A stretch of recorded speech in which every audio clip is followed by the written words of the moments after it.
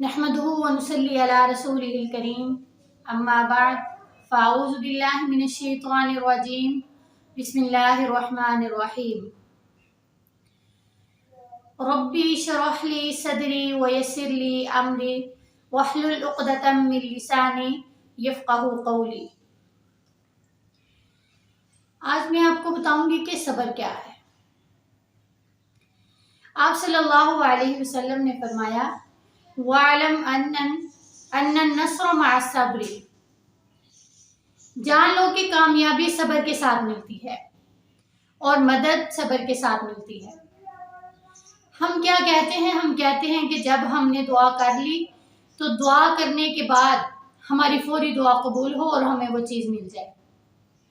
हम कहते हैं कि अगर अल्लाह ताला ने हमें देना होगा, हमारी किस्मत में है, तो वो हमें फौरी मिलना चाहिए। ऐसा नहीं होता। एक चीज पाने के लिए कुछ सब्र करना पड़ता है।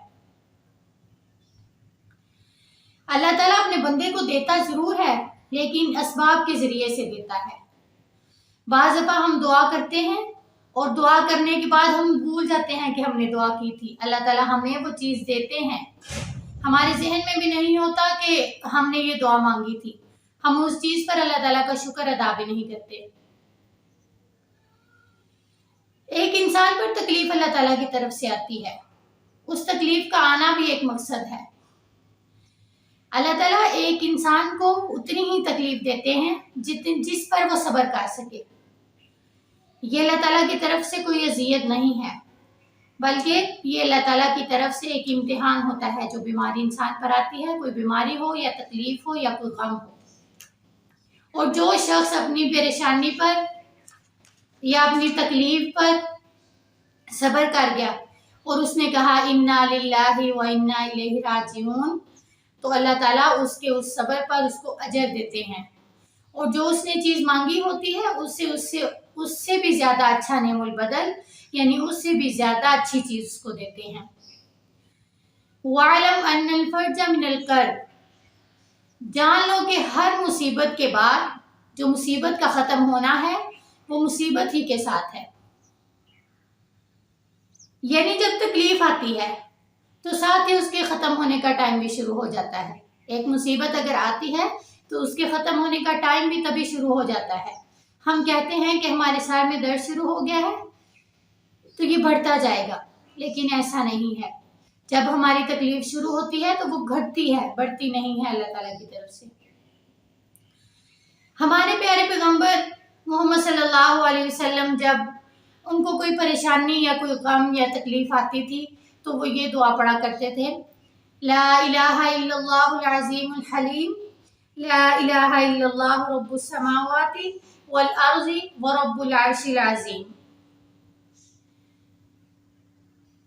साथ कहते हैं कि हम नबी करीम सल्लल्लाहु अलैहि वसल्लम के साथ बैठे हुए थे।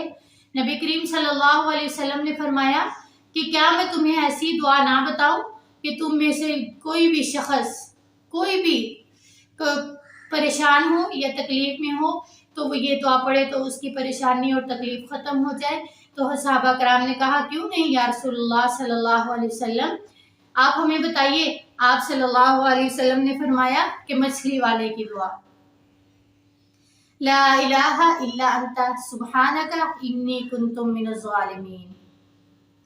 और इसी तरह हजरत अस्मा अलैहिस्सलाम की दुआ, अल्लाहु अल्लाहु अल्लाहु ला उशरिकु बिही शैया। जब तुम में से किसी को भी तकलीफ आए तो ये पढ़ना शुरू कर दीजिए, तकलीफ खुद ब खुद ठीक हो जाएगी, आसानी आ जाएगी। जैसा कि कुरान में अल्लाह ताला का वादा है, इन्ना मअल उसरि युस्रा फइन्ना मअल उसरि युस्रा, कि तंगी के बाद आसानी है। कि जितनी भी इंसान पर परेशानी या तंगी आ जाए उसके बाद आसानी होती है। अगर एक परेशानी आए तो उसके साथ दो आसानियां अल्लाह ताला ने हमें दी हैं, यानी परेशानी से पहले भी आसानी और परेशानी के बाद भी आसानी। एक परेशानी के साथ दो अल्लाह ताला ने आसानियां हमें दी हैं। इसलिए हमें क्या चाहिए? हमें ये चाहिए कि हम तंगी में अल्लाह ताला का शुक्र अदा करते रहें। तंगी में भी हमें सब्र करना चाहिए, अल्लाह ताला से मदद मांगनी चाहिए। کیونکہ اللہ تعالیٰ کے علاوہ کوئی مدد کرنے والا نہیں ہوتا۔ بعض دفعہ ہم ایسے گناہ کر جاتے ہیں کہ ہمیں سمجھ نہیں آتی کہ ہم ان گناہوں کو مٹائیں کیسے، دوبارہ کیسے مٹائیں۔ ان گناہوں کو مٹانے کے لیے بھی اللہ تعالیٰ نے ہمیں طریقے بتائے ہیں کہ گناہوں سے ہم توبہ کر لیں۔ ہمیں چاہیے کہ ہم پھر گناہوں کو دھونے والی عمل جو ہیں ان کو کریں، جیسے کہ نماز کا پڑھنا۔ نماز گناہوں کو دھو ڈالتی ہے۔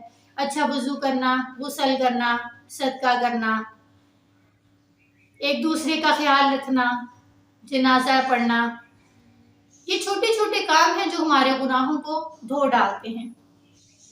اللہ تعالیٰ سے یہی دعا کرتی ہوں کہ اللہ تعالیٰ ہمیں ہر مشکل وقت میں، ہر پریشانی میں صبر کرنے کی توفیق عطا فرمائے۔ آمین۔